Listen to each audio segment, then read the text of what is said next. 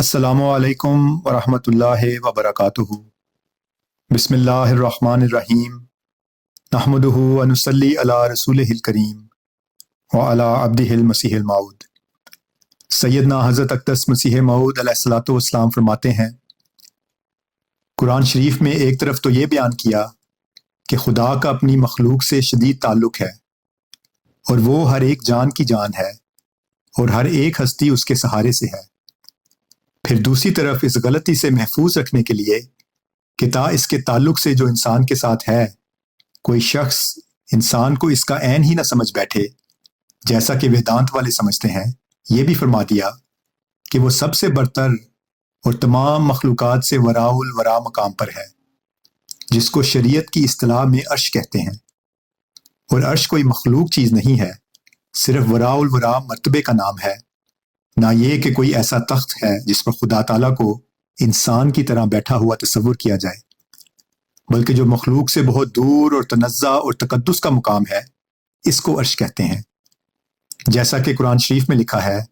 کہ خدا تعالیٰ سب کے ساتھ خالقیت اور مخلوقیت کا تعلق قائم کر کے پھر عرش پر قائم ہو گیا، یعنی تمام تعلقات کے بعد الگ کا الگ رہا اور مخلوق کے ساتھ مخلوق نہیں ہوا۔ غرض خدا کا انسان کے ساتھ ہونا اور ہر ایک چیز پر محیط ہونا، یہ خدا کی تشبیہی صفت ہے، اور خدا نے قرآن شریف میں اس لیے اس صفت کا ذکر کیا ہے کہ تا وہ انسان پر اپنا قرب ثابت کرے، اور خدا کا تمام مخلوقات سے وراء الورا ہونا اور سب سے برتر اور اعلیٰ اور دور تر ہونا اور اس تنزہ اور تقدس کے مقام پر ہونا جو مخلوقیت سے دور ہے،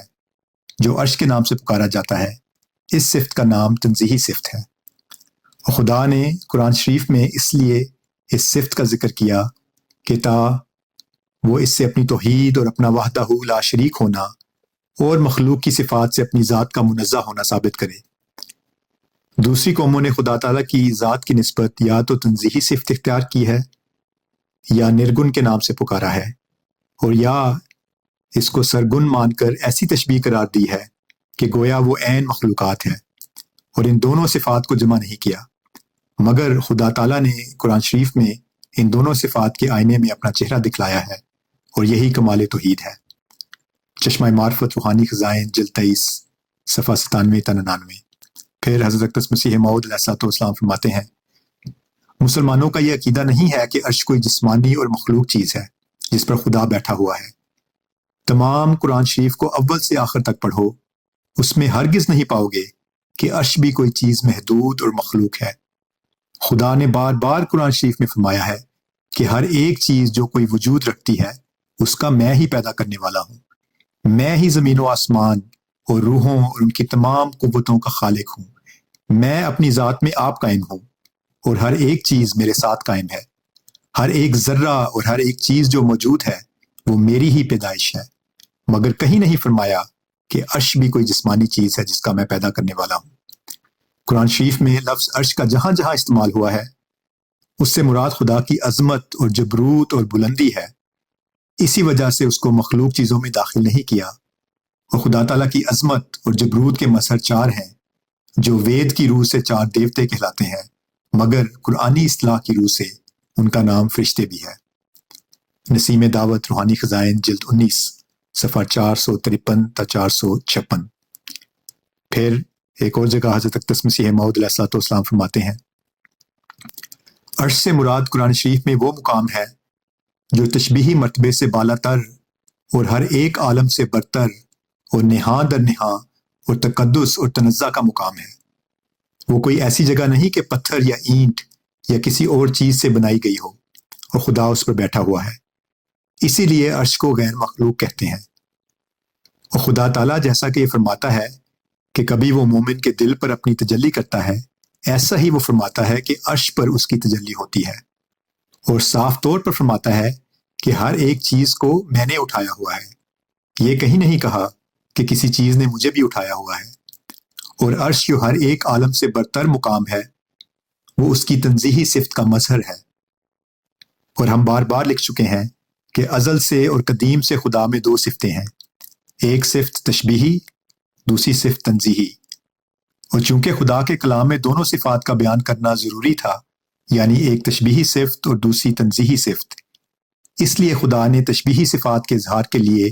اپنے ہاتھ، آنکھ، محبت، غضب وغیرہ صفات قرآن شریف میں بیان فرمائے۔ اور پھر جب کہ احتمال تشبیہ کا پیدا ہوا تو بعض جگہ لیسا کمثلی ہی کہہ دیا اور بعض جگہ ثم استویٰ علی العرش کہہ دیا، جیسا کہ سورہ رعد جز نمبر 11 میں بھی یہ آیت ہے، اللہ الذی رفع السماوات بغیر عمد ترونہا ثم استویٰ علی العرش۔ ترجمہ، تمہارا خدا وہ خدا ہے جس نے آسمانوں کو بغیر ستون کے بلند کیا جیسا کہ تم دیکھ رہے ہو، اور پھر اس نے عرش پر قرار پکڑا۔ اس آیت کے ظاہری معنی کی روح سے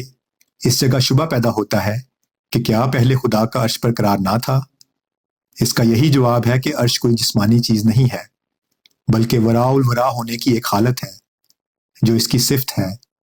پس جب کہ خدا نے زمین و آسمان اور ہر ایک چیز کو پیدا کیا اور ذلی طور پر اپنے نور سے سورج، چاند اور ستاروں کو نور بخشا، اور انسان کو بھی استعارہ کے طور پر اپنی شکل پر پیدا کیا اور اپنے اخلاق کریمہ اس میں پھونک دیے، تو اس طور سے خدا نے اپنے لیے ایک تشبیہ قائم کی، مگر چونکہ وہ ہر ایک تشبیہ سے پاک ہے اس لیے عرش پر قرار پکڑنے سے اپنے تنزہ کا ذکر کر دیا۔ خلاصہ یہ کہ وہ سب کچھ پیدا کر کے پھر مخلوق کا عین نہیں ہے، بلکہ سب سے الگ اور وراء الورا مقام پر ہے۔ چشمہ معرفت روحانی خزائن جلد 23 صفحہ 276 تا 277۔